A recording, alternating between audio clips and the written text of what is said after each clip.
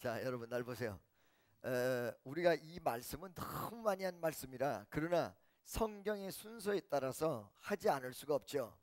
예수님이 예루살렘에 입성하신 다음에 세 가지 일을 하셨습니다. 하나는 예수님의 환영, 그 다음에 두 번째 성전에 들어가셔서 다 뒤집어 엎어버린 거, 이게 다 뒤집어 엎은 거야. 네. 세 번째 무화과를 저주한 거, 이게 저주야. 네. 자, 여러분 이 세 가지의 사건은 대단히 유명한 사건이죠. 호산나 찬양을 할 때 수없는 사람이 나와서 자기 입은 윗도리를 길에다가 다 깔고 거기에 예수님께서 나귀를 타고 지나가셨다. 자기 옷을 폈다는 것은 어떤 의미에서 예수를 임금이라고 인정했다. 임금이 가는 곳에다가 윗옷을 벗어서 펼쳤던 풍습에 의해서 예수를 왕으로 인정했던 내용이고, 그 다음에 그 왕이신 예수님이 나귀를 탄 것은 나귀 그 자체가 상당한 고난을 상징한다는 것입니다. 왕은 왕인데 왕의 길을 가는데, 진짜 왕의 길을 가는데 그 길이 일반 왕이 가는 금수레 타고 멋진 길로 가는 것이 아니라 나귀라는 것에 대해서 굉장한 고난을 의미해요. 왜 고난을 의미하냐? 나귀 자체가 말이나 혹은 어떤 이 지방의 낙타 같은 것보다 훨씬 더 비천한 짐승입니다. 그래서 나귀를 탔다는 내용, 탐에 있어서는 굉장히 그 존귀함의 대상이긴 한데, 태운 짐승이 누구냐? 나귀야. 구세금 갖췄는데 내용은 고난이야. 그렇죠? 그 다음에 이 나귀가 말을 튀지게 안 들어먹는 거거든. 뭐라고요?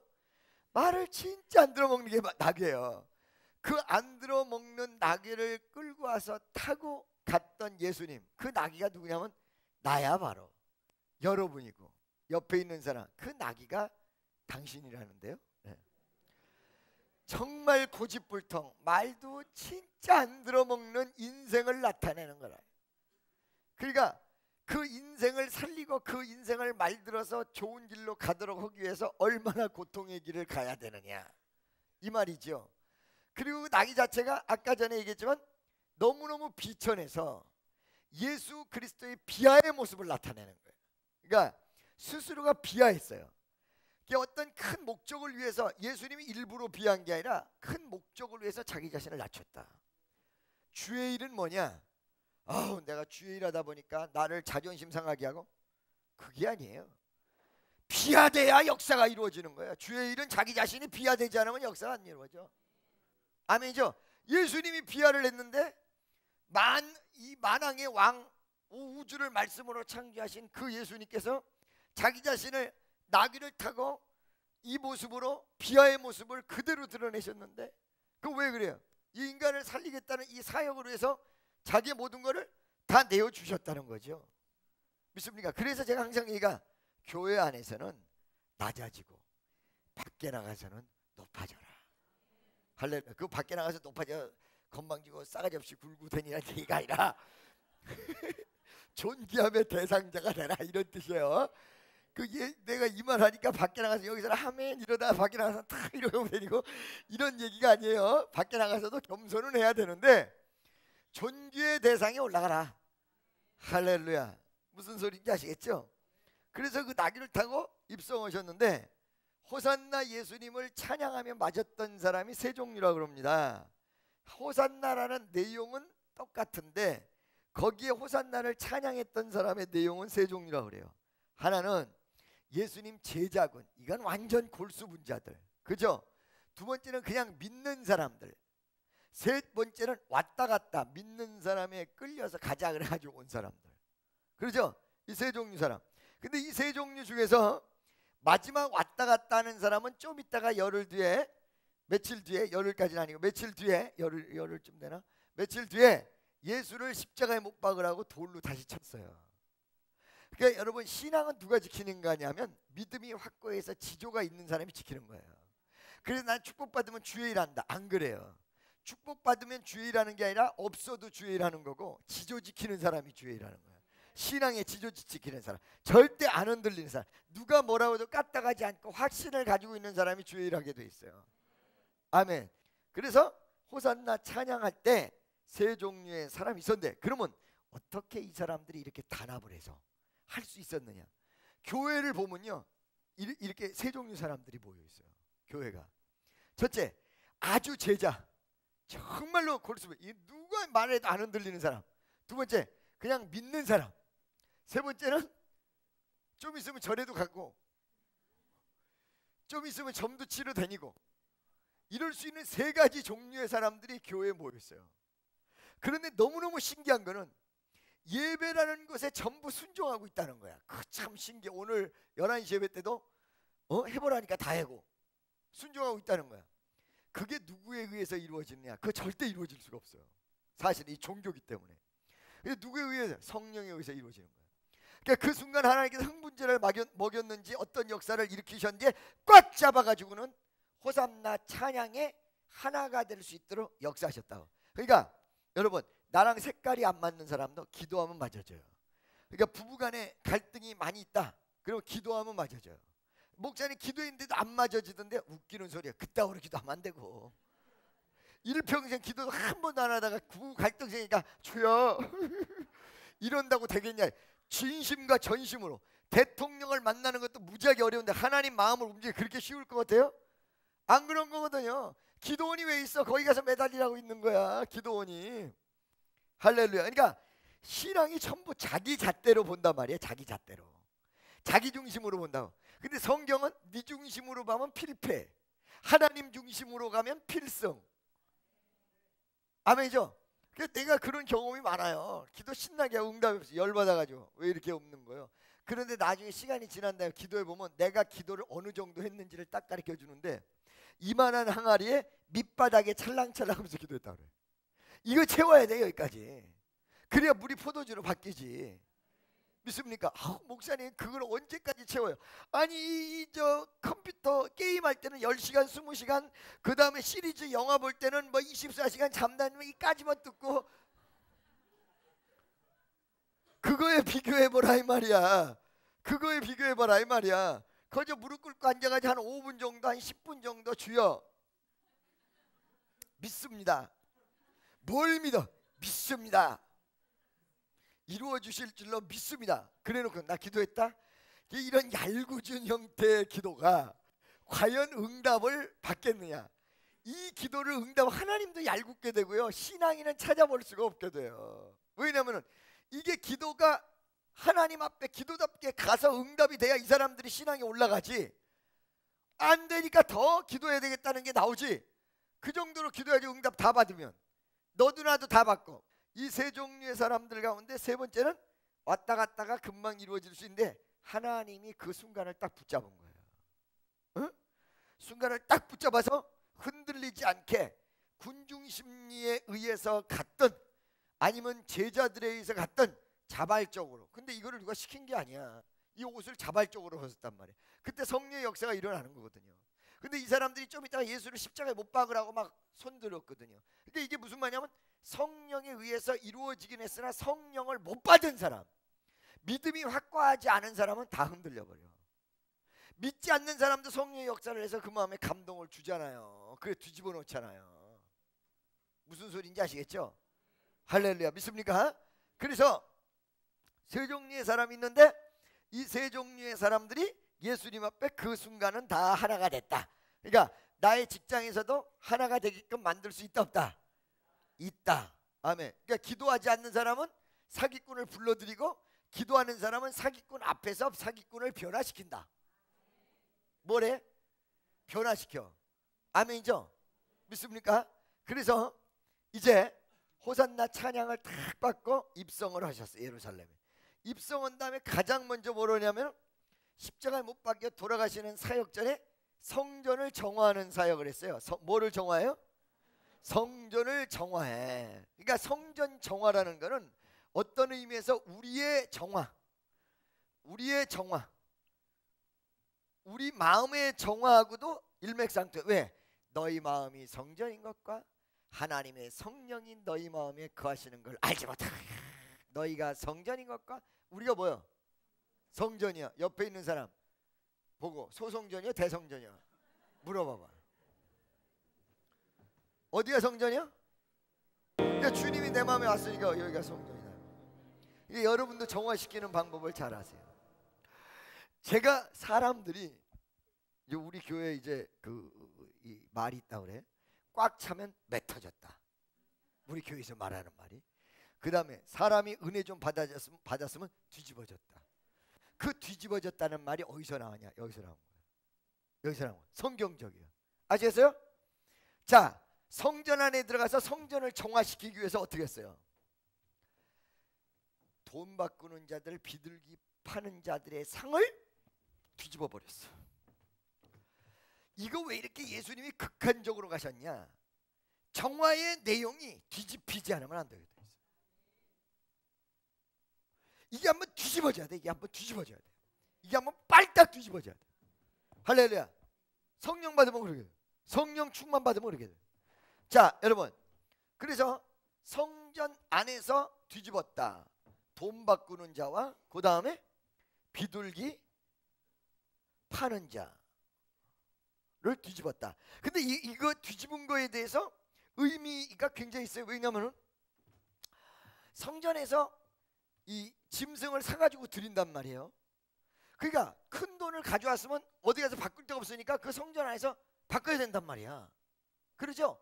그래야 비둘기를 사면 비둘기 살 때 예를 들어서 1,000원이다. 근데 비둘기가 200원이다 그러면 그걸 바꿔가지고 200원 주고 사야 될 거 아니야. 돈 바꿔야 될 거 아니에요. 그래요 안 그래요? 아니면 예를 들어서 200원인데 나는 5만 원짜리 밖에 없다. 그러면 200원짜리 사면서 5만 원짜리 내놓으면 누구 약 올려 이러니까 바꿔가지고 와야 되잖아. 그래요 안 그래요? 그렇죠? 미국 가가지고 예를 들어서 그지한테 1달러만 달라고 그러는데 100불 내면서 거실로 줘. 이럴 수 없지 않냐 말이야. 바꿔가지고 와야지. 그래요 안 그래요? 그렇죠? 그러니까 돈 바꾸는 자도 있어야 된단 말이야 거기에. 그렇죠? 그 다음에 멀리서 왔는데 비둘기가 이 팔레스타인 전역이 사막인데 어디 가서 비둘기가 필요하다고 사오겠습니까? 그래요 안 그래요? 금방 성전에서 사면 좋지 않냐 이 말이에요. 그렇죠? 그래서 사실은 어떤 의미에서 필요의 존재였다고 이 돈 바꾸는 자, 비둘기 파는 자들이. 그렇죠? 필요의 존재야. 아멘이에요? 이거는 불필요한 존재가 아니야. 사실은 어떤 의미에서 필요의 존재라고요. 근데 이거를 왜 뒤집어 엎어버렸을까요? 처음에는 필요의 존재에 의해서 이루어졌어. 근데 시간이 가면서 필요해서 비둘기를 팔고 필요해서 돈 바꾸는 자들이 형성하고 그 순수함으로 끝난 게 아니라 이권이 생기기 시작하고 대형화되기 시작하고, 할렐루야, 제사의 의미보다 사가지고 드리는 정성의 내용은 아무것도 없어진 형식만 남아버리는 모습으로 갔던 거예요. 우리가 사실은 물질이 우상되는 게 물질이 안 필요한 게 아니야. 돈 필요해. 옆에 있는 사람 물어봐. 당신 돈 필요하죠? 돈이 필요한 존재야. 그러니까 그것도 있어야 돼. 그런데 세상 살면서 필요의 존재로서 돈이 이제는 나중에 하나님 자리를 차지하는 우상의 존재로 발전해버렸다. 진화해버렸다. 그러니까 뭐요? 물질 때문에, 명예 때문에 예수님 앞에 못 나오는 결과가 생기고, 제사가 완전히 그 의미와 어떤 그 제사 드리는 정성이 다 사라져버리고 이런 모습이 돼서 더러워진 거야. 성전이 무슨 소리인지 알겠어요? 오늘날의 여러분 마음도 교회도 이렇게 해서 더러워지는 것이옵시다. 믿습니까? 여러분, 내가 얘기해 드릴게요. 세상에 안 믿는 사람도 물질적으로 성공한 거 일단 하나님의 허락 없이는 거 안 되는 거고, 여러분은 더군다나 하나님의 허락 없이는 절대 성공 못해요. 믿습니까?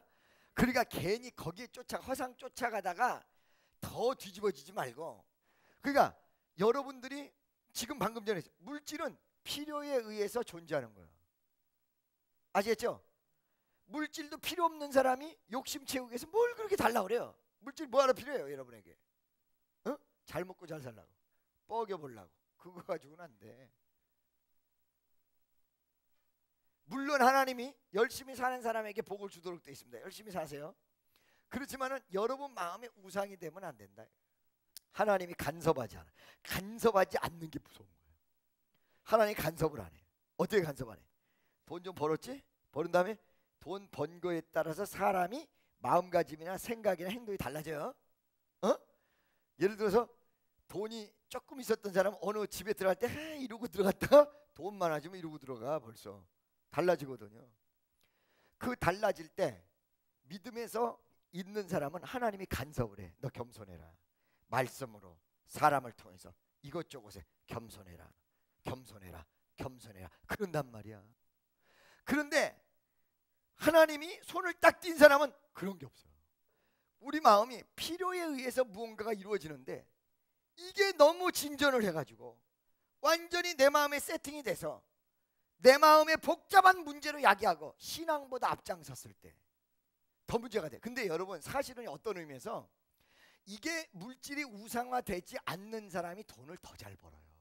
왜? 객관적으로 볼 수 있고요, 이렇게 제대로 볼 수 있고요. 할렐루야, 믿습니까? 그리고 기도하는 사람이 돼 있기 때문에 나중에 보면요 더 빨리 성장하고 더 잘 돼 있어요, 여러분. 아멘이죠? 믿습니까? 그러니까 처음 출발점하고 과정은 늦는 것 같은데 그게 정석대로 기도하면서 말씀 속에서 착 키우는 게 훨씬 더 여러분 빠릅니다. 나중에 시간 지나놓고 보면.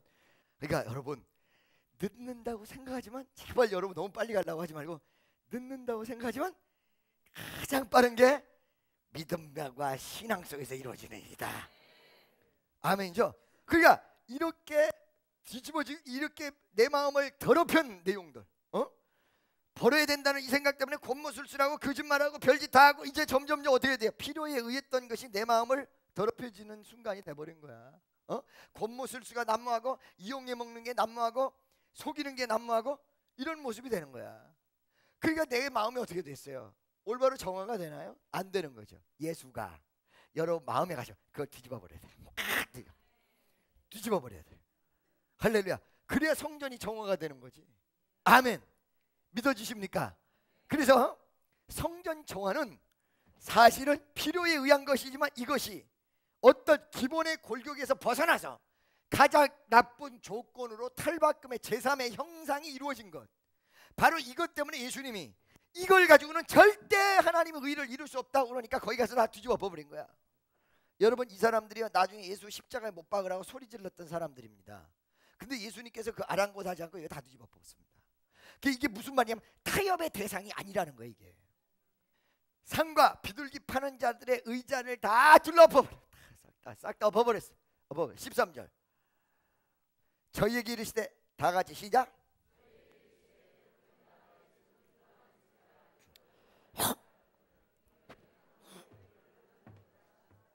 아멘. 그렇게 하고 이거를 뒤집어 엎었던 이유는 무엇을 얘기하냐면 회복이란 것을 의미하는 거예요. 회복. 뭐라고요?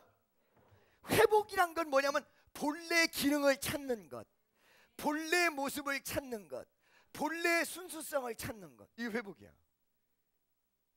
아멘이죠. 옆에 있는 사람 우리에게 필요한 건 회복입니다. 본래 모습을 찾는 거야. 인간을 하나님께서 만들어 주셨을 때 순수성을 찾는 거야. 그 다음에 성전이 원래 어떤 집이야? 기도하는 집. 그거를 회복하는 거야. 여러분 이 회복의 은총의 역사하면 가정도 살아.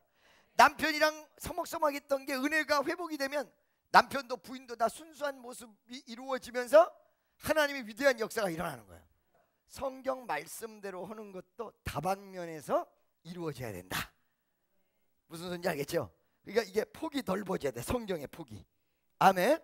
자, 그래서 우리가 진실로 하나님 앞에 나갈 때 성경의 폭이 넓혀진 상태에서 주님이 원하시는 뜻대로 승리하는 삶, 그것이 바로 회복입니다. 여러분 가슴이 오늘 이 시간에도 회복되시기를 축원합니다. 아니 목사님 난 잃어버린 일이 없는데요. 그렇잖아요. 창조의 질서대로 만들었던 것이 회복이기 때문에 여러분 옛날의 모습이 어쨌든 간에 몽땅 다 회복이 다 들어있는 거예요. 처음에 아담의 모습, 하나님이 축복할 때 생육하고 번식하고 정복하고 다스려라, 이 네 가지의 축복을 했단 말이에요. 그러죠? 그러니까 이때 같은 모습으로 돌아가는 거거든. 그러니까 모든 사람이 다 그 가슴 속에 회복의 은총이 있어야 된다. 그 회복을 위해서는 어떻게 된다? 예수님이 내 마음에 오셔서 뒤집어 버려야 돼. 뒤집어 버려야 돼. 그냥 막 인정사정 없이 막 뒤집어 버려야 돼. 와 이러고. 할렐루야. 그게 뭐예요? 성령 충만 받는 거예요. 그래서 여기서부터 나와서 제가 자꾸 사람이 바뀌었다 그러면 그 여자 뒤집어졌네, 그 양반 뒤집어졌어, 이 얘기를 하는 이유가 거기 있는 거예요. 반만 뒤집어지면 어떻게 돼요? 어떤 사람은 뒤집어졌다고 생각을 했는데 여전히 그 모습이야. 그 왜 그런 줄 아세요? 봐봐요. 자, 이게 있어요. 이게 뒤집어지면 이렇게 뒤집어지는 거죠. 그래요 안 그래요? 그런데 이 동그란 이 세숫대야가 뒤집어질 때 뒤집어질래다가 빙그르 돌다가 제자리에 다시 와. 이건 뒤집어질 뻔했지 뒤집어진 게 아니야. 옆에 있는 사람에게 뒤집어지셨습니까? 뒤집어질 뻔하셨습니까? 또 뒤집어질 뻔은 뭐냐면 보세요. 예수님께서 상을 다 뒤집어 엎는데, 이거 다 뒤집어 엎는단 말이야. 뒤집어 엎는데 뒤집어질래다가 그 자리에 있고 그대로 장사하고 있어. 그건 뒤집어질 뻔하다만 거. 그러니까 많은 사람이 은혜를 체험했는데 그 모습 갖는다. 이건 뒤집어질 뻔하려다가 만 거야. 자, 여러분, 이렇게 마음이 바뀌지 않는 상태, 또 상이 엎어지지 않은 상태의 성전을 뭐라고 얘기했냐? 예수님께서 저희에게 이르시되 기록된 바 내 집은 기도하는 집이다. 회복을 강조하신 다음에 하여건을 너희는 강도와 군녀를 만드는도다. 바로 그 상태가 강도가 난무하고 강도의 구렬로 이루어진 것이 우리의 심령 상태도 될 수 있다는 거예요. 무슨 구렬? 에이, 나는 강도의 구렬이 되든 말든 돈 좀 있으면 돼. 이러니까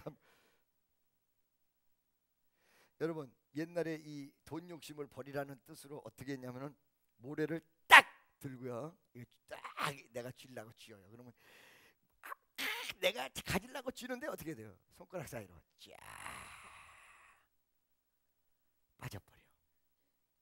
빠져버려. 무슨 소리인지 알겠어요? 그리고요, 세상이 여러분을 조롱한다는 말 알고 계십니까? 내가 돈이 없어도 신앙이 정상적으로 가서 당당하잖아요. 그렇죠? 당당하면 꿀리는 것이 하나도 없어요. 다시 한번 우리 마음을 강도의 구렬로 만들지 말자. 차라리 돈이 없이 가난한 게 낫죠. 그러죠? 그래요 안 그래요? 아까 그 얘기하려다가 말았군요. 자, 여러분, 교회하고 세상을 왔다 갔다 하는 사람은 돈이 없으면 있는 사람한테 비웃음거리가 돼. 아유, 넌 교회 다니면서도 뭐 그 모양 그 꼴이고 넌 그렇구나, 비웃음거리가 되는데, 돈은 필요 없어도 믿음이 확고하지요. 영역이 나가지요. 아무리 돈 있어도 절대로 무시할 수 없습니다. 절대로 무시 안 됩니다, 여러분. 그러니까 누가 수치를 당하도록 돼 있냐면 신앙이 왔다 갔다 하는 사람이 당하도록 돼 있습니다. 왜? 그 사람은 하나님 택한 사람이라 하나님 방법대로 안 하면 수치를 당하게끔 성경이 나와 있어요. 너 딴 데 쓸 데 없다. 너는 오직 하나님 영광을 위해서만 쓰려고 하는데 안 된다. 그렇게 하면 여러분, 그게 에스겔서에 나왔어요 안 나왔어요? 에스겔서 15장 펼쳐보세요. 에스겔서 15장. 여호와의 말씀이 내게 임하여 가라사대 인자야, 포도나무가 모든 나무보다 나은 것이 무엇이랴? 산림 중 여러 나무 가운데 있는 그 포도나무 가지가 나은 것이 무엇이랴? 그 나무를 가지고 무엇을 제조할 수 있겠냐? 그것으로 무슨 그릇을 못을 만들 수 있겠느냐? 여러분, 날 보세요. 나무로 만드는 게 있는데 뭐 만드냐? 그릇 만들어요. 그죠? 그 다음에 건축자재에서 나무와 나무를 엮어주는 못을 옛날에는 쇠로 만드는 게 아니라 나무로 만들어. 단단한 나무. 그렇죠? 그래요 안 그래요? 자, 여러분, 요거를 머릿속에 집어넣고 그 다음에 설명을 할 테니까, 포도나무가 다른 나무보다 비쌉니다. 다른 나무보다. 지금 가서 사도 그래요. 웬만큼 나무가 좋게 생긴 나무보다 포도나무가 더 비쌉니다. 왜 더 비싸게 해요? 열매를 맺기 때문에 더 비싼 거예요. 믿습니까? 만약에 포도나무가 열매를 맺지 못한다면 다른 나무에 비해서 쓸모가 전혀 없어. 이게 무슨 말이야? 그릇을 만들 수 있겠냐 이 말이 무슨, 포도나무로 그릇 도 못 만들어. 알겠어요? 못도 못 만들어. 아무짝에 쓸모없는 게 포도나무야. 그 포도나무를 누구를 지칭해서 하는 말이냐면 이스라엘 백성이야. 하나님을 믿는 믿음의 열매가 있는 이스라엘 백성은 다른 나무보다 존귀한 존재지만은 그 믿음대로 못 갈 경우에는 다른 나무에 비해서 쓸모가 아무것도 없다는 거예요. 그러니까 뭐밖에 쓸모가 없어? 땔감밖에 안 된다는 거예요. 이거를 이스라엘에게 가르쳐 주는 거예요. 하나님이. 믿음을 잃어버린 이스라엘은 이렇다는 거예요. 세상의 방법대로 간 이스라엘은 이렇다는 거예요. 여러분과 나는 바로 그 이스라엘이에요. 여러분이 세상 사람들보다 똑똑한 게 뭐가 있어요? 없어요. 여러분이 세상 사람보다 나은 게 뭐가 있어요? 없어요. 그런데 하나님의 사랑을 받고 있는 것은 믿음이라는 열매가 있기 때문에 사랑받고 있는 거예요. 그런데 그것마저 없어지면 아무짝에 쓸모없다. 할렐루야. 여러분, 신앙은 입으로만 믿습니다가 아니라 생활 환경 전반에 믿음의 모습으로 아름답게 나타날 때, 그리고 확고히 흔들리지 않는 귀한 신앙을 가질 때 그 신앙은 완벽한 신앙이요, 복된 신앙이요, 놀라운 은혜의 신앙이 된다는 사실을 믿으시기를 예수의 이름으로 간절히 축원합니다. 아멘. 자, 여러분, 오늘 본문으로 다시 넘어가겠습니다. 강도의 굴홀로 만들지 말라, 그 사건이 있은 다음에 또 하나의 사건이 있습니다. 그 사건이 무엇입니까? 그것은 바로 무화과 나무를 저주한 사건입니다. 무화과 나무를 저주한 사건은 제가 여러분에게 두세 번 여러 번 설명을 했습니다. 한 번만 다시 하겠습니다. 무화과 나무에게 예수님이 딱 가셔서 나무에게, 나무야 give me fruit 그랬단 말이에요. 너의 열매를 다오 그렇게 얘기했단 말이에요. 열매를 다오 그렇게 얘기했어요. 그렇게 얘기하니까 예수님이 그랬는데 나무에서 열매가 아무것도 없는 거야. 그러자 예수님이 이 나무를 저주합니다. 나무야 말라져라. 갑자기 풍성했던 나무가 쫙 쪼그라들더니 그냥 말라버린 비틀어진 나무가 딱 돼버렸어요. 예수님 제자들이 수군수군 하는 거야. 할렐루야. 왜 그렇게 수군수군 하는 거야. 왜? 와, 이런 저주의 능력이 어디서 나왔느냐 난리가 난 거야. 자, 여러분, 그러면서 예수님께서 그것에 대해서 얘기를 해요. 이 나무가 저주받고 말라진 것을 봐라. 너희가 겨자씨만한 믿음이 있으면 이 산을 명하여 바다에 던지우라. 나무가 말라진 것을 신경 쓰니까 그 정도 능력이 아니다. 믿는 자들에게는 겨자씨만큼만 있으면 산을 옮기는 위대한 역사가 일어난다. 이걸 가르쳐 줬어요. 할렐루야. 그러니까 저주받고 역사가 일어난 거 이거 아무것도 아니에요. 대단한 거예요. 하나님 앞에 아무것도 아니에요. 믿습니까? 믿는 사람에게 더 큰 역사도 일어날 줄로 믿습니다. 아니 목사님, 아까 말하고 좀 다른 것 같네요. 아까는 열심히 살아가지고 그냥 조금씩 살라고 하는 것 같은데 갑자기 말이야, 믿는 자들에게는 능치 못할 일이 없다고 그러고 또 크게 얘기하고, 큰 게 진짜예요, 지금 게 진짜예요. 할렐루야. 나는 얘기가 허황된 데 쫓지 말라는 거예요. 큰 거를 쫓지 말라는 게 아니에요. 허황된 데, 이상한 데, 묘한 데를 쫓지 말라는 거예요. 믿습니까? 아멘이죠? 그리고 적은 일에 시작했던 사람이 나중에 큰 일을 하게 돼 있어요. 목표는 어때요? 큰 목표를 두시기 바랍니다.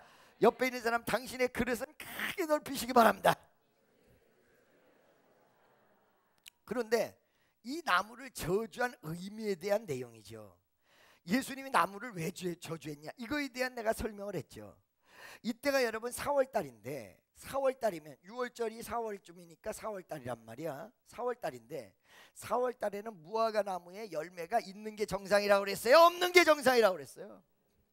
없는 게 정상이다.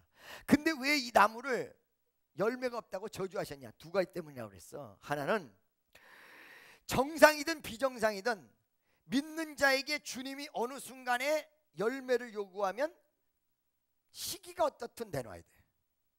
그러니까 여러분, 제가 그거를 비유를 이렇게 말씀드렸죠. 뭐냐면, 예를 들어서 어떤 사람이 지옥에 갔는데 자기에게 복음을 전달해 주는 사람이 없어서 몰라서 지옥 왔습니다. 소용이 없어.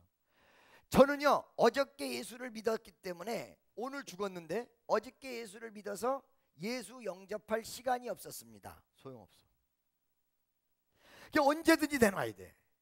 이 의미를 여러분들이 분명히 하셔야 돼. 이건 무엇을 얘기하냐면 시공간을 초월되는 의미예요. 어떤 행동에 있어서 결과를 내놔야 된다는 뜻이 아니라 시공간을 초월된 믿음의 법칙을 얘기하는 거예요. 그렇기 때문에 그냥 1 더하기 2, 1 더하기 1은 2 이렇게 생각하는 사람에게는 이해가 갈 수 없습니다. 근데 형이상학적 생각을 가지고 있는 사람은 그게 무슨 말인지 압니다. 왜? 아하, 내가 열매 내놓으라 하는데 열매가 없었으면 나도 저주 대상일 텐데 내가 그래도 예수 똑바로 믿어서 믿음의 열매를 가지고 있는 나는 행복하다. 일로 돌아가 버려. 무슨 소리인지 알겠습니까? 믿습니까? 두 번째, 4월 달에 열매는 없을지라도 풍성한 열매는 8월 달에 가면 풍성한 열매가 맺는다고 그랬죠. 없을지라도 4월 달에 요따만한 거라도 있어야 이게 커져서 8월 달에 이만하게 되지. 이 나무는 아예 요만큼도 없었던 거야. 될성 싶은 나무는 떡잎부터 합니다. 아예 신앙에 요만큼도 없었던 거야. 이게 무슨 말이냐? 믿음이 정말 없는 사람인데 이 사람은 정말 믿음이 없는 사람인데 예배 하나는 죽이게 참석해. 그거는요 4월 달에 이게 있는 거예요. 정말로 이 사람은 환경을 바라볼 수 있는 게 아무것도 없는데 교회 날마다 와서 기도는 열심히 해. 정말로 이 사람은 머리가 안 따라주는데 일은 열심히 해. 자기 일은 기도하면서 있는 거예요. 말하는 게 있는 거야. 그런데 아예 입만 무성하지 이 내용이 없는 사람이 있어요. 그러니까 8월 달에도 없는 거야. 4월 달에 요만한 게 없으면 8월 달에도 없어요. 그러니까 무화과 나무를 왜 저주했어요? 4월 달 있는데도 요만한 열매라도 없는 거예요 이게. 할렐루야. 여러분이 신앙이 1년 되고 2년 됐으면 요만한 거라도 있어야 되는데 어떤 내용이라도 있어야 되는데 없단 말이야. 그게 저주했던 거란 말이죠. 믿습니까? 할렐루야. 그것이 오늘의 말씀의 내용이었습니다. 여러분 다음 주에 보다 진전된 진도를 나가겠습니다. 기도하겠습니다.